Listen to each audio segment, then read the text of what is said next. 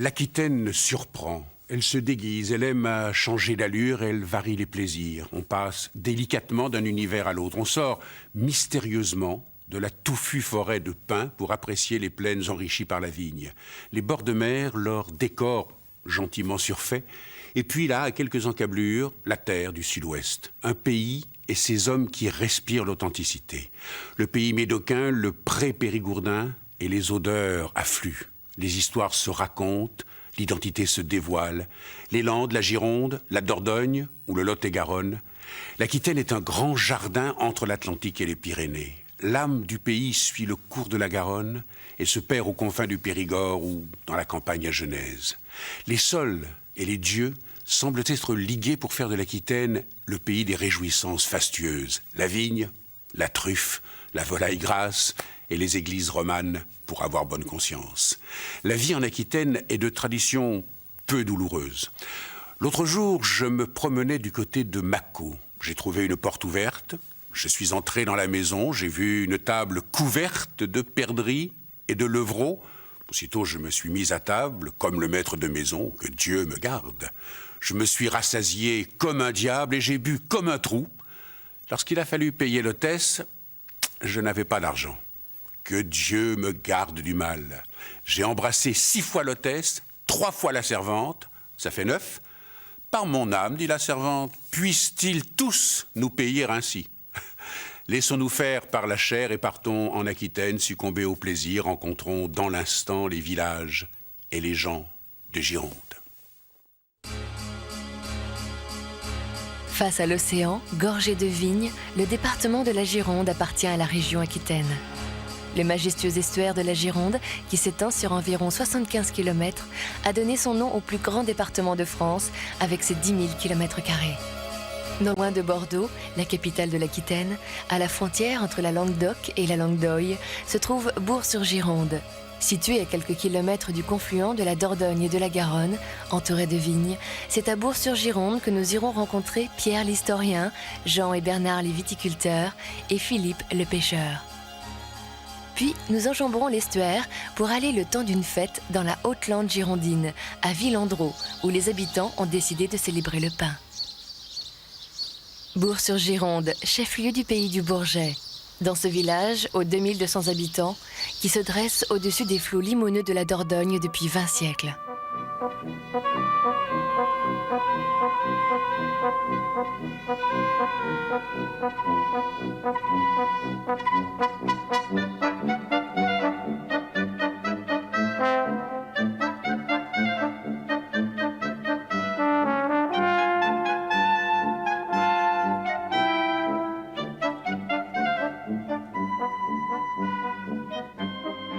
À Bourg-sur-Gironde, il y a Pierre, l'enfant du pays. Instituteur et directeur de l'école pendant 30 ans, il n'a jamais su s'arrêter. Aujourd'hui, il est écrivain à 16 heures et connaît son village jusqu'au bout de ses doigts. Bourg-sur-Gironde se situe sur la Dordogne. Cela a l'air bizarre, mais on l'appelle Bourg-sur-Gironde parce qu'autrefois, cette ville était sur le confluent. C'est-à-dire que la Gironde commençait ici en face. Les courants ont fait que des apports de terre progressifs se sont faits, ont comblé tout le long de la rivière que vous voyez là-bas, toutes ces palus, on appelle cela les palus, toute cette partie plate. Ce sont des parties qui étaient remplies d'eau il y a 10 siècles et qui peu à peu ont été comblées par des alluvions. Et les mêmes alluvions ont allongé progressivement le bec d'Ambès qui se trouve maintenant à 3 km. C'est-à-dire que le confluent Garonne-Dordogne se trouve là-bas à 3 km. Bourg, depuis sa naissance, est assis sur du calcaire. Aujourd'hui, ces carrières de pierre fonctionnent à plein régime. Une des activités qui fait vivre le village. Nous sommes dans un site assez considérable où la pierre a été extraite depuis de toute éternité certainement. Et en particulier au XVIIIe siècle, puisque les pierres qui sont sorties d'ici, enfin celles-ci et d'autres, mais surtout d'ici, ont servi à construire Bordeaux. Et pour la petite histoire, c'est ici que Robert Hossein tourna les scènes du bagne des Misérables avec Lino Ventura.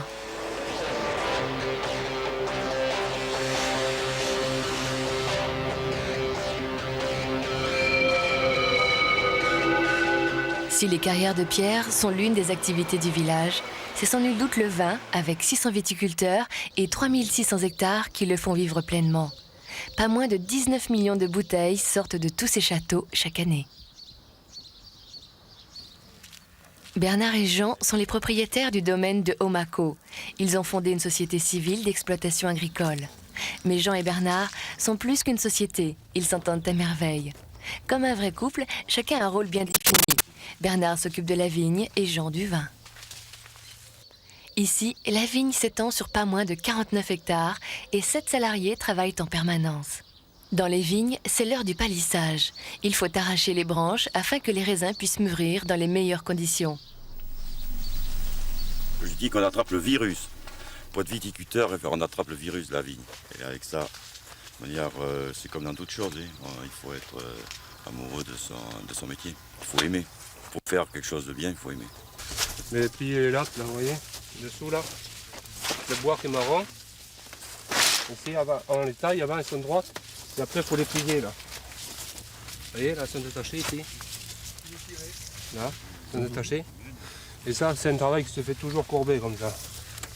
Alors, quand on arrive au bout, on aime pas plier, quoi. C'est fatigant. Ah oui, c'est très fatigant.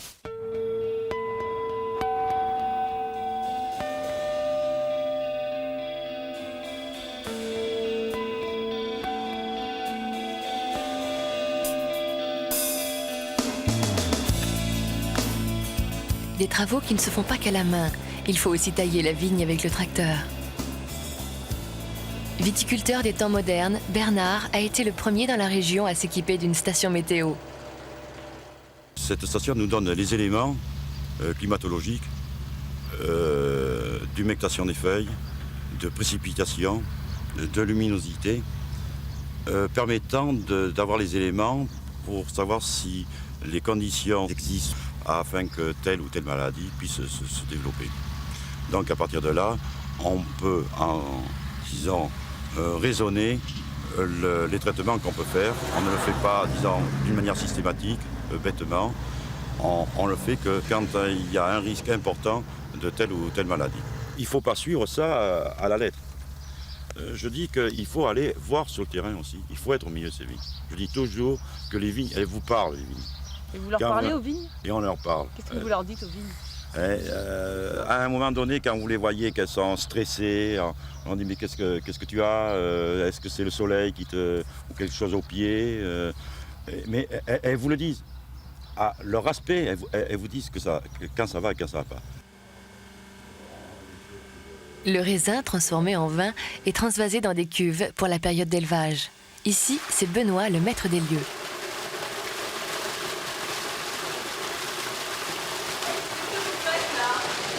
Je fais cuire un soupirage. Ça veut dire quoi?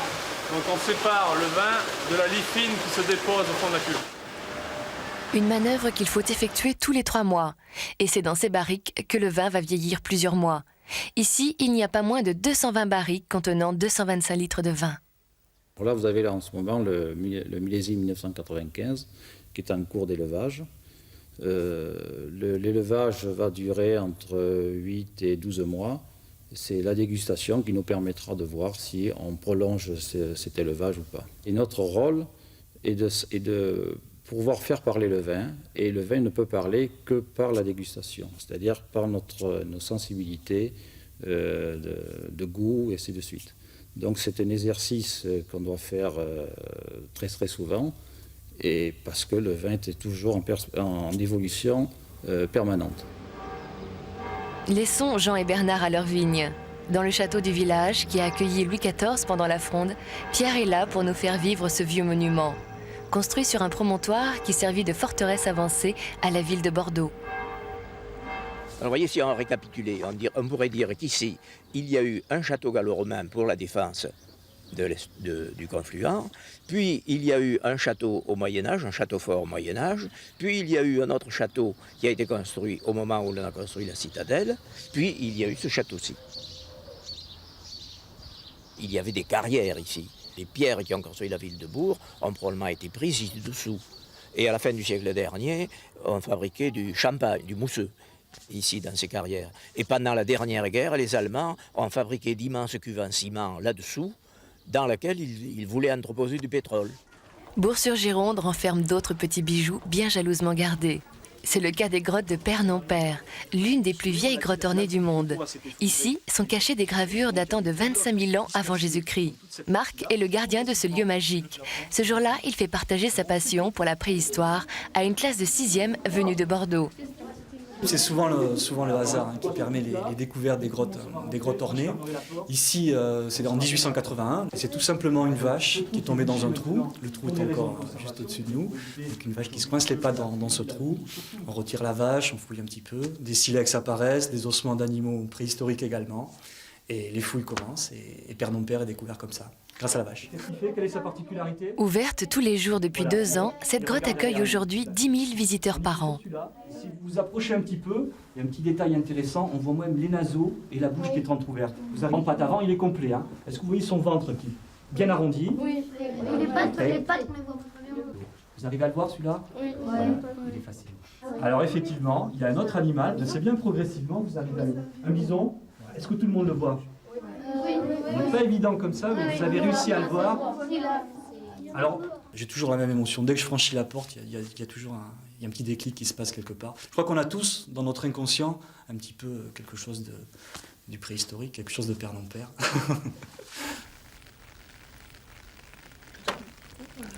Il y a un peu de Bourg-sur-Gironde dans la maison de Francine. Cette dame de 80 ans est la véritable mémoire vivante du village. Ici sont renfermés près de 25 000 livres sur la région, le village et bien d'autres encore. Voilà, je vais vous montrer les réserves. Voilà.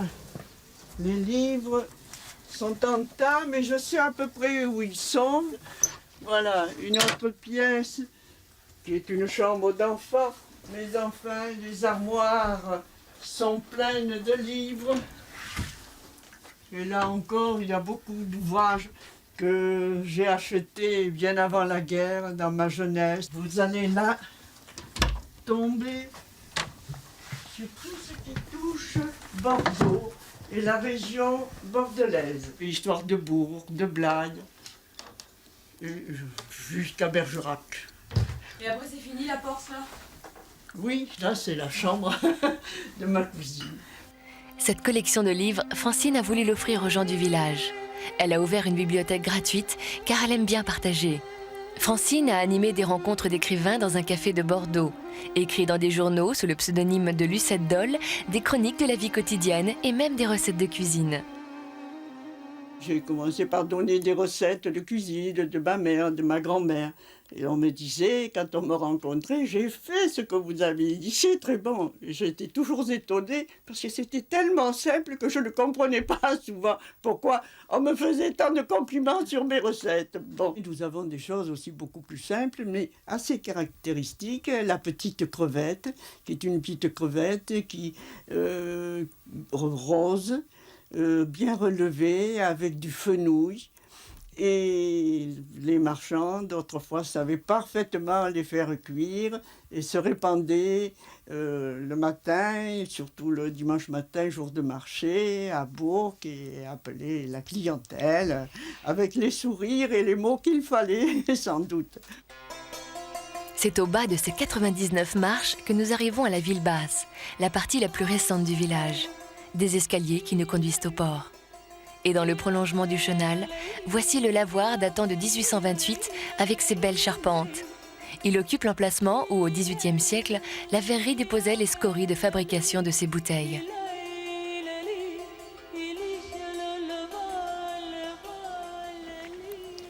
Et nous voici au port. Très actif naguère pour le commerce des vins et de la pierre, le port est aujourd'hui l'un des lieux de plaisance de l'estuaire. C'est aussi l'endroit où travaille Philippe, le pêcheur. Bonjour.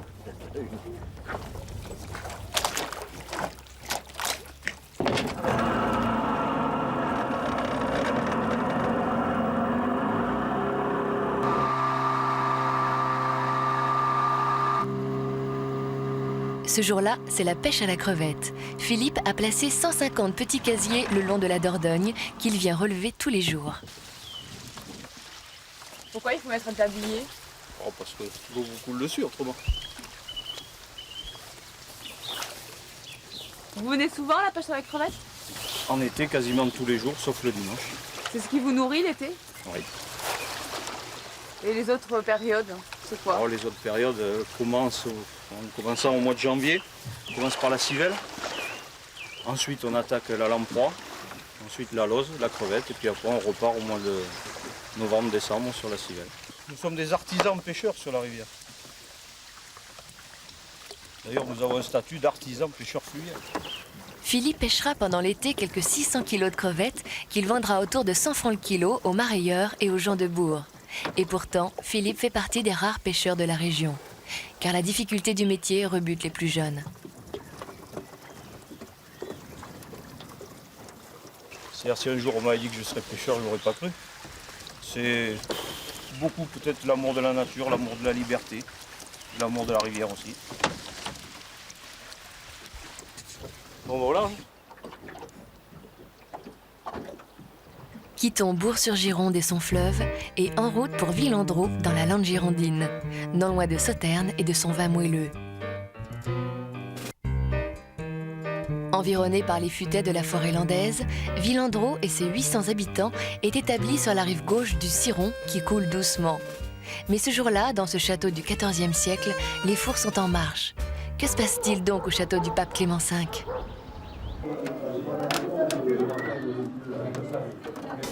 On a allumé déjà un peu, on a fait la pâte. Et après, on va distribuer la pâte aux gens qui viennent pour justement faire atelier. Et après, ils peuvent cuire leur pain. Et le meilleur pain cet après-midi va être couronné. Aujourd'hui, Villandreau fête le pain. Tous les boulangers de la région sont réquisitionnés pour mettre la main à la pâte. Dans le château, le marché du terroir se met en place. Des gâteaux des Landes au fromage de chèvre, en passant par les jambons de Bayonne, toutes les saveurs des Landes girondines sont là.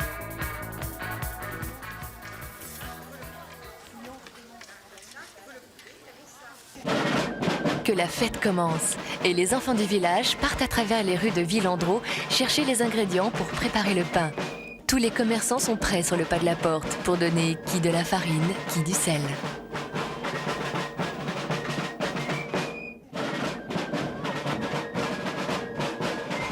On va mélanger les farines et ça va faire des pains bizarres. Pourquoi bizarre? Parce que ça ne sera pas du faire avec la même farine. Tu restes là? Oui, ça va. Ça va? Pas trop lourd? Bonne affaire.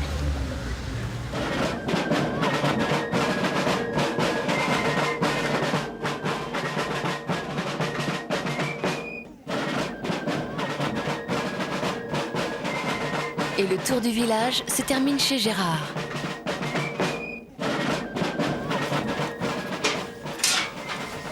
Dans sa grange, Gérard fait du pain depuis l'âge de 13 ans. Plus qu'un boulanger, il est un artisan, un artiste qui ne fabrique que 150 pains par jour et pas un de plus. Une pâte très simple, seulement du levain, de l'eau et du sel, et une seule fournée par jour. Ici, tout se fait à l'ancienne.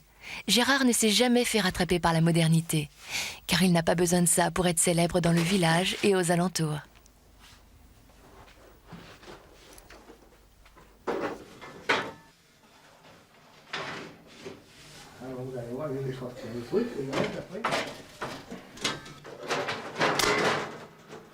Ça fait longtemps que vous faites ça? Que vous allez chercher le pain? Oh oui, ça fait des années. Ça fait des années. Et il est réputé son pain. Ah oui, c'est sûr, c'est un très bon pain. Très très très bon pain. Il y a beaucoup de monde le dimanche matin? Ah oui, oh là, oui. Alors là c'est l'affolement, hein, le dimanche matin. Oui. C'est l'affolement. C'est du très bon pain, quoi. À 10h30, les gens commencent à arriver et attendent que les portes s'ouvrent. C'est pas marqué boulangerie. Jamais été écrit. Si. Il y avait écrit boulangerie coopérative. Oui. C'était une coopérative en bois. Derrière son four, Gérard s'active pour sortir les dernières baguettes.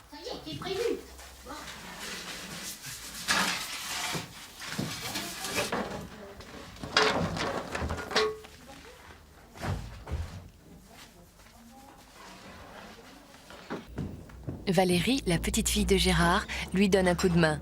Tous les jours, c'est elle qui vend la seule fournée de son grand-père.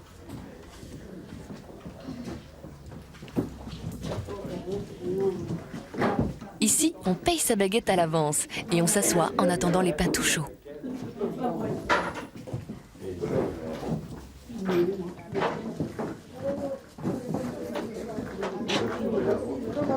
Ils vont arriver. Non, il y a encore... Moi, je voudrais 4 flûtes aujourd'hui, Valérie. On avance. Ils vont nous piéger, hein. Merci, Valérie. Allez bien.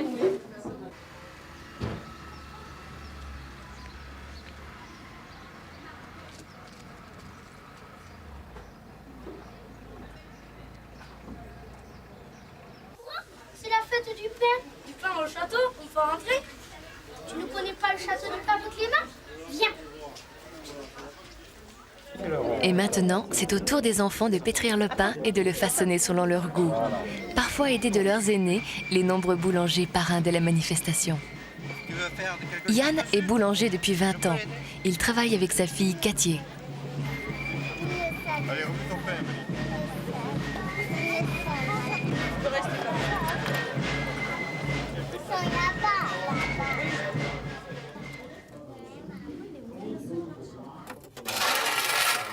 Mon grand-père était boulanger et j'ai voulu le faire comme lui, disons entièrement au levain, jamais de la levure dans la boulangerie, et fait avec des matières premières qui ne sont pas traitées, puis au feu de bois. La boulangerie, c'est quand même un métier qui, en apparence, c'est tous les jours pareil, mais tous les jours, en fait, c'est différent. C'est quelque chose de magique, en fait. J'ai fondé une association qui s'appelle la Femme du Boulanger. La Femme du Boulanger? Oui, parce que ma femme est présidente. Et le but, c'est la formation d'une nouvelle race de boulangers et faire des animations pour la sauvegarde du bon pain. Yann a décidé de créer un centre de formation pour les jeunes boulangers à Villandreau et de reprendre la boulangerie de Gérard. Car le maître a décidé de rendre son tablier à la fin de l'année. En attendant, il continue de livrer quelques clients en vélo une fois sa boulangerie fermée. Gérard et ses flûtes. Le temps gros et qu'on le voyait bien sûr. Oui, c'est sortir du monde là, qu'on les voit. Il n'y a que toi. Tous les jours. En vélo? Tous les jours comme ça à la même heure. C'est pas beau ça? Et pourquoi vous n'y allez pas? Vous n'avez pas le temps? Parce qu'il passe et c'est plus sûr que d'aller attendre là-bas. Il est moins chaud le pain peut-être. Ça fait rien, il est bon. C'est la dernière fournée de toute façon. Et Gérard enfourche son vélo pour rendre visite aux derniers clients.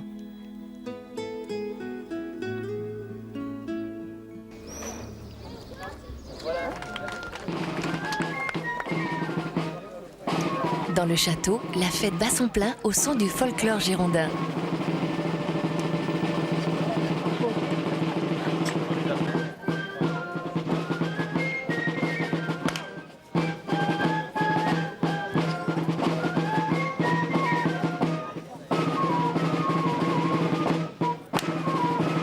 Je crois qu'une fête du pain, c'est avant tout une fête de la convivialité, du partage. Le but, c'était de faire venir le maximum de gens dans le village, dans le château, et de partager ensemble une journée et l'envie de poursuivre des animations culturelles ensemble. Le pain, c'est un moment de partage avec le vin. Et comme on est dans le pays du vin, l'idée était venue d'associer le pain et le vin. Et le pain, c'est aussi un métier.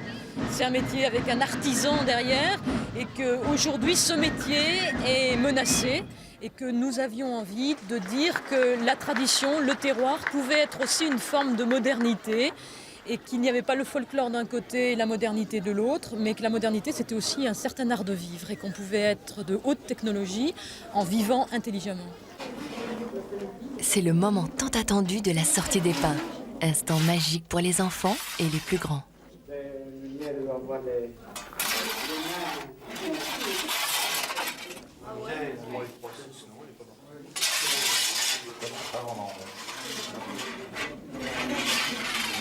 Tu cherches ce qu'il y a. C'est quoi ça? C'est quoi cette bouteille de lait? Alors, puis c'est comme ça, c'est manière ça, il a plus. Les quelques 200 petits pains sont mis au regard de tous au milieu du château. En signe d'amitié et de partage, tout le monde pourra goûter.